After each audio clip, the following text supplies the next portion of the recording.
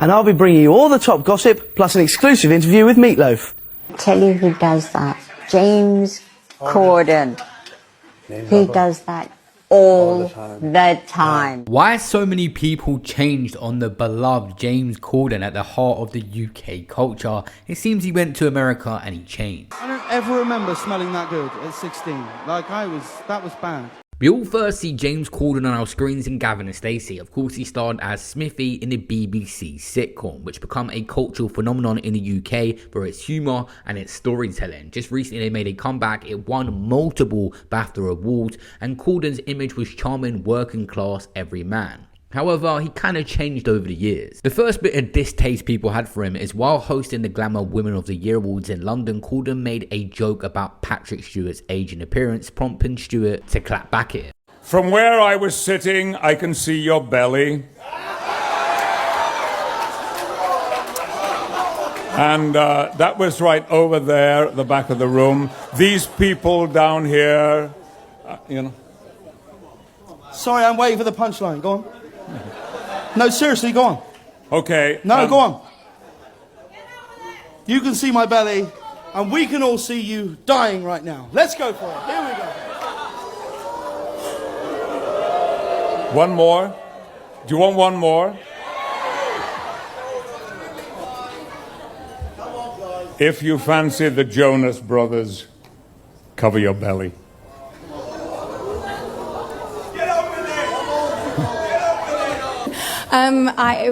For whatever it's worth, I like your belly, so.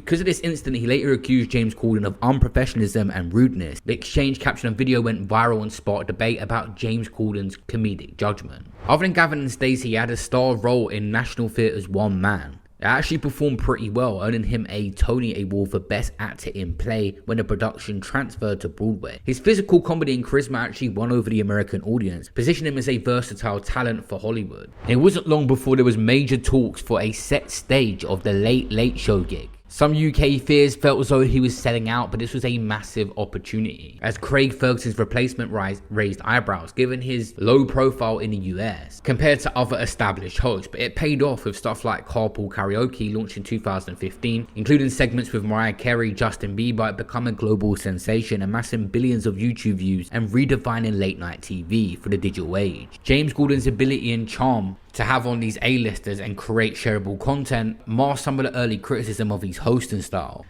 I was like, this is bulletproof. And then Mariah Carey came out of the house to get in the car and said to me, listen, I'm not going to sing today. And see me in the car, like, come on.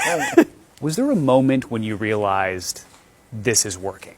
You know, it went from kind of outgoing calls to try and get people to do the show to Michelle Obama, you know, her team calling the office direct to say the First Lady would really like to do a carpool karaoke. But it was mainly the staff behind the scenes. During a hidden camera prank for Ant and Dec's Saturday Night Takeaway, Corden was filmed reacting angry to a stage disruption on the Late Show set, snapping at crew members and appearing impatient. The footage, meant to be comedic, instead sparked online backlash, with viewers accusing him of mistreating staff.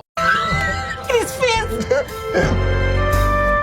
You're parked in my spot, man. Alright, what do you want me to move? What do you want me to move?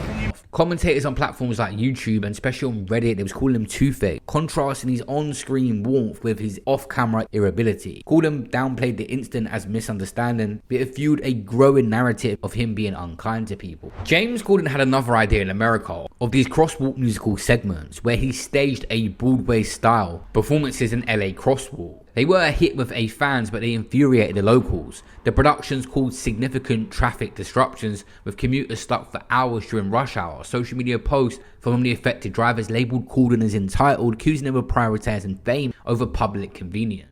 They programmed this light to last longer and clogged traffic just so James can do a bit. Get off the car, dude. What are you doing? That car. Idiot.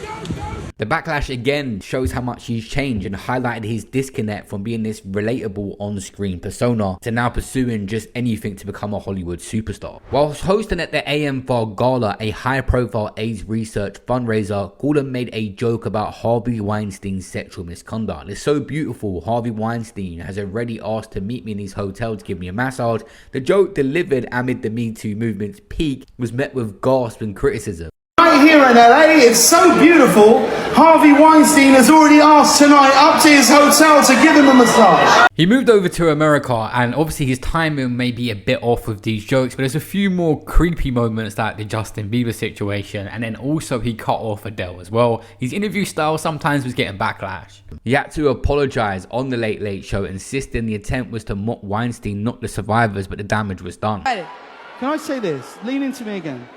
You smell amazing. How old are you? Thank you. How old are you? I'm 16. I'll be 17 in like 2 weeks. I don't ever remember smelling that good at 16. Like that was bad. Another awkward moment is his fellow Brit star Adele was having a big moment and he just cut off her speech. Proud to be in the room with all of you. I'm so sorry. And I can't believe I'm about to cut me off. I'm so sorry. Can I just say then, goodbye, and I'll see you next time round, yeah?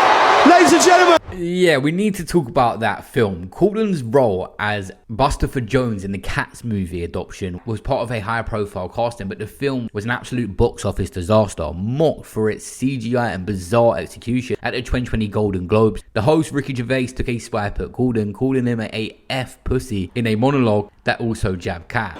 The world got to see James Corden as a fat pussy. He was also in the movie Cats, but no one saw that. The comments allude to a rumoured feud, reports suggesting Corden had previously angled for roles on Ricky Gervais's projects like Extras. The public jab reinforced perceptions of Corden as a polarising figure in this comedy circle. In Netflix's The Prom, Corden played Barry Glickman, a flamboyant gay Broadway star, but his exaggerated performance drew accusations of stereotype. He was getting backlash for having the worst gay face in a long time, arguing it undermined the film's message of acceptance of LGBTQ. And it seems like he just couldn't catch a break. Somehow in 2021, Corden ended up hosting the reunion of the Friends cast. Jennifer Aniston reportedly found his hosting style intrusive, with complaints he interrupted at heartfelt moments and made the event about himself. Social media posts echoed this, with ex-users calling him cringe and questioning why a Brit was chosen for an American culture milestone. At this point, a rumor was getting around that James Corden had changed a lot in America, and the fame was kind of getting to his head. When my friends talk about people they know or people they've met, we always take the mick and say, oh, if you drop the names, I'll pick them up for you. I tell you who does that. James Corden. He does that all the time. Yeah. I go to him, I really like your shoes, and he goes, yes, Stella McCartney. I'm like, I didn't ask you who made them, I just said I like your shoes. But he constantly throws out names. He always is. When he got to America, he was, played the LA game really well. Kissing all the right people. Oh, Anna Winter. oh, she loves him. I know that, yeah. Loves him. But who loves Anna Winter? Exactly, Anna Winter. I think she's the C word. Yes, she is. And Ellen DeGeneres. She's as bad, isn't she? This is where we really get to people turn on him. A New York restaurateur publicly banned James Corden from his spot after 2 instances. One where Corden allegedly yelled at a server over an egg yolk in his wife's omelette. Another where he berated the staff over having a hair in his food. In the Instagram post, the restaurant owner called him a tiny cretin of a man and the most abusive customer in 25 years. It went viral, sparking memes and X trends of Corden a Karen. He had to apologize on the Late Late Show and privately to the restaurant owner, who lifted the ban. However, the incident cemented a narrative of Corden being rude to service workers or thinking he's better than people. We sit down, we ordered, and my wife explained that she has a serious food allergy, right? So when everybody's meals came, my wife was given the food that she was allergic to. But no, she hadn't taken a bite of it or anything. No worries, we sent it back, all was good. As her meal came wrong to the table the 3rd time, in the heat of the moment, I made I made a sarcastic, rude comment, right, about cooking it myself. And it is a comment I deeply regret. Because I didn't shout or scream, like I didn't get up out of my seat, I didn't call anyone names or use derogatory language, I've been walking around thinking that I hadn't done anything wrong, right? But the truth is, like I have, I made a rude comment, and it was wrong. It was an unnecessary comment. It was ungracious to the server. October 2022, there was accusations of joke stealing, where Ricky Gervais accused James Corden of taking punchline from his stand-up routine for a Late Late Show monologue. The joke about a guitar lesson, prompting Ricky Gervais to tweet, "We often in the comedian world unfortunately see the higher profile comedians maybe stealing jokes from a smaller guy. How the hell did he think he was going to get away with stealing a joke from one of the other biggest comedians ever from the UK?" Because if someone puts up a poster in a town square that says guitar lessons available, That's like going into a town square, seeing a big notice board, and there's a notice, guitar lessons. like you don't get people in the town go, "I don't want to play the guitar!" And you go, "But I don't fucking want guitar lessons." Well, then that sign wasn't for you. It was for somebody else. You don't have to get mad about all of it. Fine, it's not for you then. Just walk away. Don't worry about it. The bit about the town square advert for guitar lessons is brilliant. Corden claimed it was a mistake and apologizes and prompted Gervais's Netflix specials. However, the incident reignited the feud between these two comedians. And I did a little sarcastic thing, great joke, right?